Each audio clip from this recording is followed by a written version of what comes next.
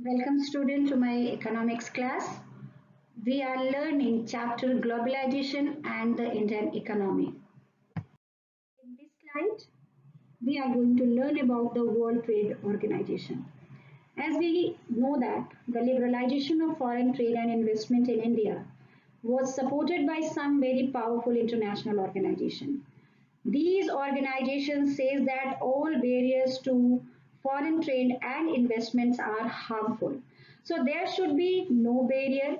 Trade between the countries should be free and all countries in the world should liberalize their policy. So the World Trade Organization, popularly we are knowing that WTO is one such organization whose aim is to liberalize international trade. Started at the initiative of developed countries, WTO establishes rules regarding the international trade and see that these rules are obeyed. Through WTO is supposed to allow free trade for all. In practice, it is seen that the developed countries have unfairly retained trade barriers. On the other hand, WTO rules have forced the developing countries to remove the trade barriers. An example of this current debate on trade in agricultural products.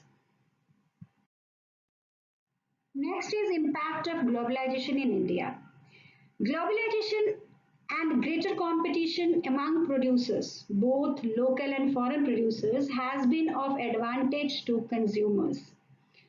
Particularly the well-off section in the urban areas, there is a great choice before the consumer. He now enjoy the improved quality and lower prices for the several product. As a result, these people enjoy a high standard of living than was possible earlier. The impact of globalization on producers. Number one, foreign investment in India. Number two, new technology and production methods. Third, rise of Indian multinational corporation. Fourth, loss to small producers. And fifth, employment opportunities. The last topic is step of fair globalization or the struggle for a fair globalization. The above evidence indicates that not everyone has benefited from globalization. People with education, skill and wealth have made the best use of new opportunities. On the other hand, there are many people who have not shared the benefits. So since globalization is now a reality, the question is how to make globalization more fair. Fair globalization would create opportunity for all and also ensure that the benefit of globalizations are shared better. So the government can play a major role in making this possible. Its policy must protect the interest not only on rich and the powerful but all the people in the country. You have read about some of possible steps that the government can take. For instance, the government can ensure that labor law are properly implemented and the workers get their rights. It can support small producers to improve their performance till the time they become strong enough to compete.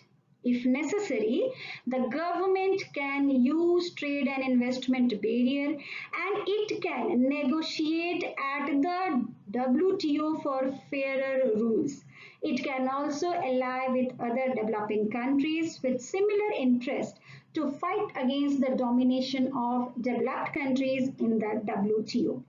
In past few years, massive campaign representations by people organization have influenced the important decision relating to trade and investment at WTO. So this has demonstrated that people also can play an important role in the struggle for the fair globalization. Thank you.